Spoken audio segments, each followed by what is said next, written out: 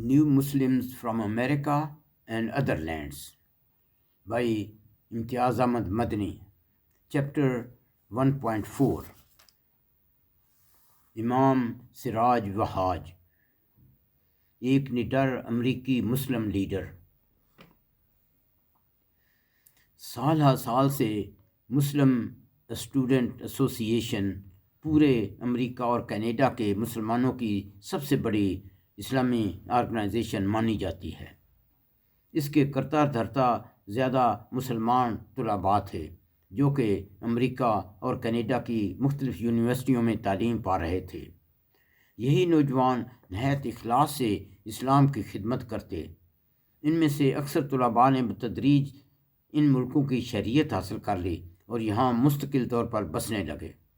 ان حالات میں یہ ضرورت محسوس کی گئی کہ ایک نئی آرگنائزیشن کی تشکیل دی جائے جس میں امریکہ اور کینیڈا کے شہری مسلمان اور طلباء بھی حصہ لے سکیں۔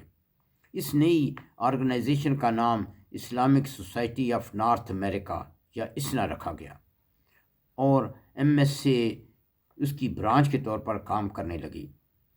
امام سراج وہاج صاحب اور میری یہ خوش قسمتی تھی، ہم دونوں کی یہ خوش قسمتی تھی کہ ہم دونوں نہ صرف ایم ایس سی کی مجلس شورا اور ایگزیکٹو کونسل میں تھے بلکہ ہم دونوں اسنا کی پہلی مجلس شورا اور ایگزیکٹو کونسل کے ممبر بھی منتخب ہوئے۔ ہماری میٹنگز اسنا کے ہیڈ کوارٹرز میں ہوتی جو کہ انڈیانا ریاست میں ہے۔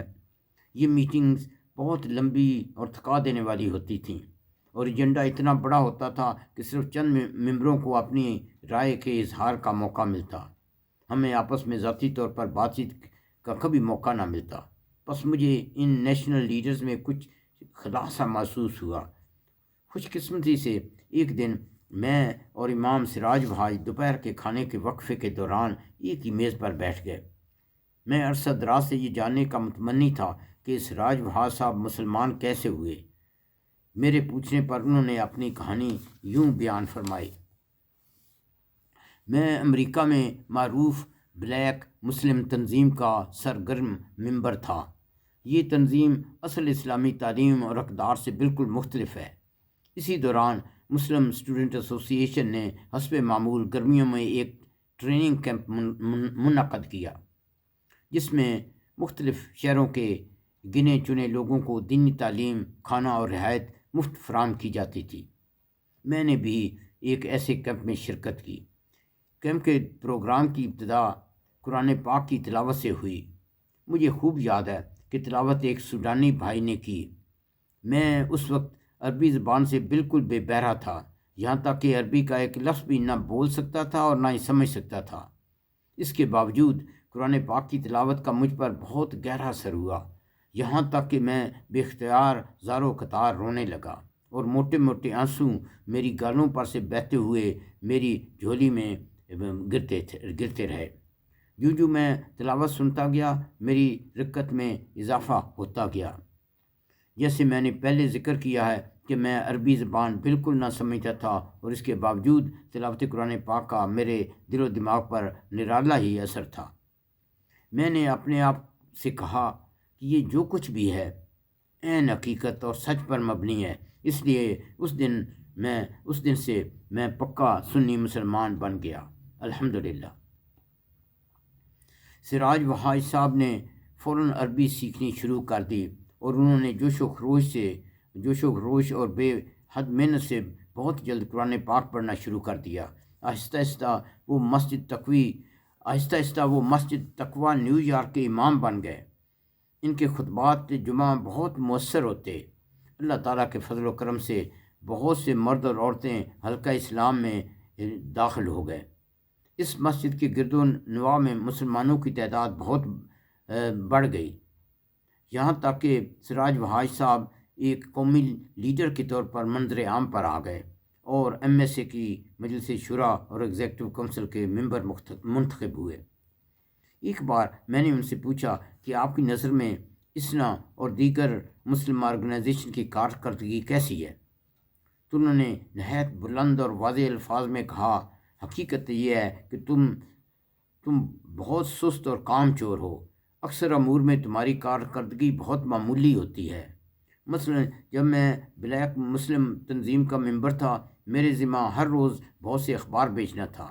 میں گھنٹوں اپنے پاؤں پر کھڑا ہو کر یہ کام سر انجام دیتا، حتیٰ کہ اس جوانی میں بھی میرے پاؤں کانپنے لگتے۔ تم لوگ تم لوگ باتیں بہت کرتے ہو اور کام بہت کم۔ سراج وہاج صاحب کی مسجد نیو یارک شہر کے وسط میں ہے۔ سراج وہاج صاحب کی مسجد تقویٰ نیو یارک کے وسط میں ہے، جہاں رات دن منشیات اور ڈرگس کا بازار بہت گرم تھا۔ اس کاروبار کے لیڈر بہت امیر اور نڈر تھے۔ اس علاقہ سے اس کاروبار کو ختم کرنا بڑا مشکل اور خطرناک کام تھا۔ اس کاروبار کے لیڈر کسی قسم کی مداخلت برداشت نہیں کرتے تھے، بلکہ دخل اندازی کرنے والوں کو فی الفور جان سے مار دیتے تھے۔ اس طرح سے منشیات کا کاروبار اس علاقے میں نہایت عروج پر تھا۔ سراج وہاج صاحب کو یہ بات پسند نہ تھی۔ انہوں نے اس کاروبار کے اڈوں اور لیڈروں کا سراغ ان نئے مسلمانوں سے لگایا جو کہ حلقہ اسلام میں داخل ہونے سے پہلے اس کاروبار میں ملوث تھے۔ پھر سراج وہاج صاحب نے اپنے علاقے کے کئی سو مسلمانوں کو اکٹھا کر کے اپنے علاقے کا دورہ کیا اور انہوں نے منشیات کے لیڈروں کو بے دھڑک کہہ دیا، کل تک اس علاقے سے کوچ کر جاؤ ورنہ ہم سب مل کر تمہیں ختم کر دیں گے۔ منشیات کے لیڈروں نے سراج وہاج صاحب سے کہا کہ آپ ہمیں ہماری روزی سے کیوں دستبردار کر رہے ہیں؟ تو سراج صاحب نے انہیں جواب دیا، اس مسلم علاقہ میں منشیات کی قطعی اجازت نہیں۔ سراج وہاج صاحب نے اگلے روز پھر پورے علاقے کا دورہ کیا۔ منشیات کے لیڈر اپنے اپنے اڈوں سے بھاگ چکے تھے۔ اس طرح یہ علاقہ منشیات سے بالکل پاک ہو گیا اور مسجد تقویٰ کے ارد گرد تقریباً 5 میل تک منشیات کے کاروں کا نام و نشان تک نہ رہا۔ آئین جواں مرداں حق گوئی و بے باکی، اللہ کے شیروں کو آتی نہیں روباہی۔ امریکی گورنمنٹ یہ دیکھ کر دنگ رہ گئی، کیونکہ اس نے اس علاقے سے منشیات کی روک تھام کے لیے بہت عملہ متعین کر رکھا تھا، لیکن کامیابی کی کوئی صورت نظر نہ آتی تھی۔ سراج وہاج صاحب کا نیشنل ٹی وی پر انٹرویو لیا گیا۔ ان سے یہ پوچھا گیا کہ آپ نے یہ مارکہ کیوں اور کیسے سر انجام دیا؟ سراج وہاج صاحب نے فرمایا، اسلام میں منشیات کے کاروبار کی قطعی اجازت نہیں۔ یہ غربا کا خون چوسنے کے مترادف ہے۔ اس مارکہ میں کامیابی کا راز اخلاص اور پختہ ارادہ ہے۔ ان کی بدولت ہی اعلیٰ مقاصد حاصل کیے جا سکتے ہیں۔ سراج وہاج صاحب امریکہ اور کینیڈا کے مختلف اسلامی حلقوں میں اسلام کے فروغ کے لیے کوشاں ہیں۔ آپ خاص طور پر نوجوان طبقے میں بہت مقبول ہیں۔ آپ اسلامی اسکولوں اور مساجد کے لیے فنڈ ریزنگ، پیسہ اکٹھا کرنے میں بے حد کامیاب ہیں۔